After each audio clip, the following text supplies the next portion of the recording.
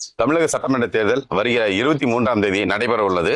இந்நிலையில் தேர்தலில் போட்டியிடும் வேட்பாளர்கள் அனல் பறக்கும் பிரச்சாரத்தில் ஈடுபட்டு வருகின்றனர்.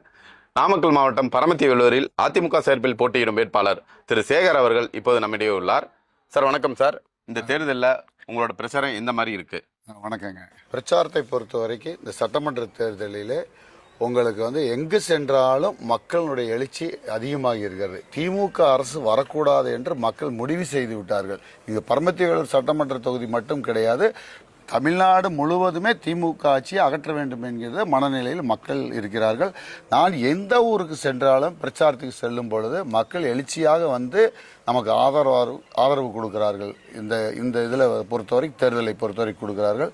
ஏன்னா திமுக ஆட்சி மீண்டும் வரக்கூடாது என்பதில் 100% தெளிவாக இருக்கிறார்கள். பொறுத்தவரைக்கும் இந்த ஆட்சியில் பெருசாக இந்த பரமத்திவேலூர் பொறுத்த தொகுதியில் செய்யலை.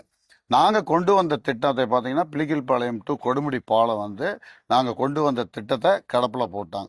அது ஏன் போட்டாங்கன்னா நாங்கள் இங்கே பொறுத்த வரைக்கும் ஏடிஎம்கேனுடைய எம்எல்ஏ இருக்கிறனாலையும் அந்த பக்கம் கொடுமுடி சைடில் பிஜேபியினுடைய எம்எல்ஏவும் இருக்கிறதுனால இந்த பாலத்தை கொண்டு வரக்கூடாதுங்கிற முடிவு பண்ணி இதை திசை திருப்புவதற்காக மின்சார வாரியத்தில் பேரேஜ் கட்டுவதற்காக இவர்கள் அனுமதி வாங்குகிறோம் சொல்லி தள்ளி போட்டு 5 வருஷம் காலம் கடத்தினார்கள். அதற்காக நாங்கள் ஆர்ப்பாட்டம் எல்லாம் கூட செய்தோம். ஏன்னா இதை சுற்றி செல்லும் பொழுது 75 கிலோமீட்டர் செல்வதாக இருக்கிறது. 75 கிலோமீட்டர் சுற்றி வரணும். ஆனால் இந்த பாலத்தை போட்டுவிட்டால் மக்களுக்கு ரொம்ப பயன்படும். வணிகத்துறையில் இருக்கிறவங்களுக்கு, வியாபாரிகள் எல்லாத்துக்குமே மிக எளிதாக இருக்கும். அதனால அத்தியாவசியமான மக்களுக்கு நாங்கள் கொண்டு வந்த திட்டமான பிளிக்கல்பாளையத்திலிருந்து கொடுமுடியினுடைய பாலம் 110 கோடி ரூபாய் வரும். இதை எங்களுடைய ஆட்சியிலே நாங்கள் கொண்டு வந்த இந்த திமுக ஆட்சி 5 ஆண்டுகளாக கடப்பில் போடப்பட்டுள்ளது. பரமத்திவேலூர் தொகுதியை பொறுத்த வரைக்கும் நானும் எதிர்கட்சியில் இருந்திருக்கிறேன். இப்ப இருக்கிற வேட்பாளரும் அவரும் எதிர்கட்சியில இருந்தார். மக்களிடம் சென்று நீங்கள் கேட்டு பாருங்கள். எந்த ஒரு நிகழ்ச்சி நடந்தாலும் சரி, துக்க நிகழ்ச்சியாக இருக்கட்டும், சுப நிகழ்ச்சியாக இருக்கட்டும், அனைத்து நிகழ்ச்சிக்கும் நான் கலந்து கொள்வேன். ஆனால் அவர் 5 ஆண்டுகள் இருக்கும் பொழுது மக்களை பற்றியே கவலைப்பட போறதில்லை. அவருக்கு பதவி வரும்போது மட்டும் வருவார். இல்லை என்றால் அவர் ரைஸ் மில்லை பார்த்து கொண்டு அவர் பாட்டுக்கு அமைதியாக இருப்பார். இப்பொழுது கேட்டால் நான் கடைசி தேர்தல் என்கிறார். 5 முறை தேர்தலை சந்தித்து விட்டு நான் இப்ப நிக்கிறது கடைசி தேர்தல் என்று சொல்லுகிறார். அது எந்த விதத்தில் நியாயம்? ஆனா மேல எப்படி திமுக தலைமை குடும்ப ஆட்சியாக இருக்குதோ அதே போலத்தான் இவரும் திமுக வேட்பாளரும் குடும்பத்துக்காக தான் சுயநலமாக செயல்படுகிறார். ஒரு உதாரணத்துக்கு MGNRCCல வரக்கூடிய அந்த கிணறு ஏழை எளியனுடைய விவசாயிகளுக்கு போக வேண்டிய அந்த ஸ்கீமை இவர் தன்னுடைய குடும்பத்திற்காக பயன்படுத்தி தன்னுடைய விவசாயத்திற்கு பயன்படுத்தி இருக்கார்.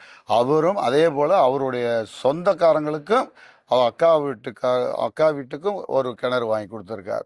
அதாவது சம்பளமெல்லாம் வாங்குறவங்க, லட்சக்கணக்கில் சம்பளம் வாங்குறவுக்கு ஒரு கிணறு வாங்கி கொடுத்துருக்கார். அதே போல் இன்னொருத்தருக்கு சொந்தத்தில் ஒரு வீடு வாங்கி கொடுத்துருக்கார்.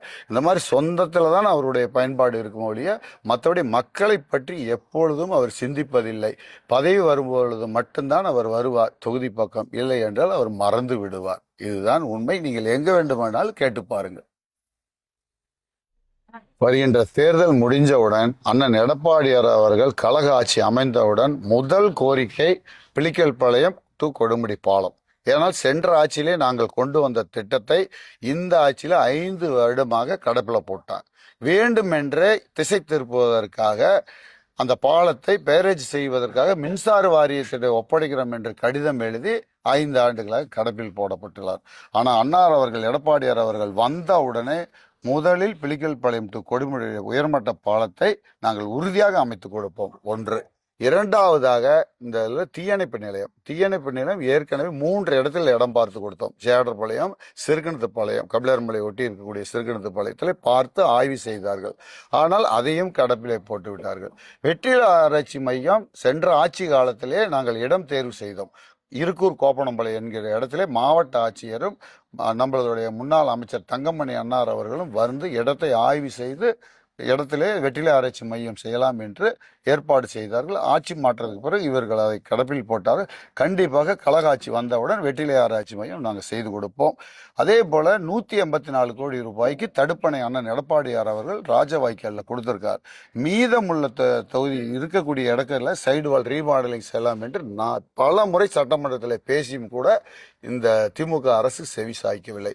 ஆனால் அன்னார் அவர்கள், எடப்பாடி அவர்கள் வந்தவுடனே மீதமுள்ள அந்த ராஜவாய்களுடைய சைடு வால், ரீடைனிங் வால் ரீமாடலிங் உறுதியாக நாங்கள் செய்து கொடுப்போம் என்ற நேரத்தில் தெரிவித்துக் கொள்கின்றேன். பரமத்தி வேலூர் சட்டமன்ற தொகுதியில் அதிமுக சார்பில் போட்டியிடும் திரு சேகர் அவர்கள் தான் வெற்றி பெற்றால் பரமத்தி வேலூர் சட்டமன்ற தொகுதிக்கு உட்பட்ட பகுதியில் வெற்றிலை ஆராய்ச்சி மையம், தீயணைப்பு நிலையம், ராஜவாய்க்கால் ரீமாடலிங் பணி மற்றும் கொடுமுடியிலிருந்து பிளிக்கல் பாளையத்திற்கு மேம்பாலம் அமைப்போம் உள்ளிட்ட பல்வேறு திட்டங்களை செயல்படுத்துவோம் என்று உறுதிபட தெரிவித்துள்ளார். பரமத்தி வேலூர் செய்திகளுக்காக எஸ் ராஜு.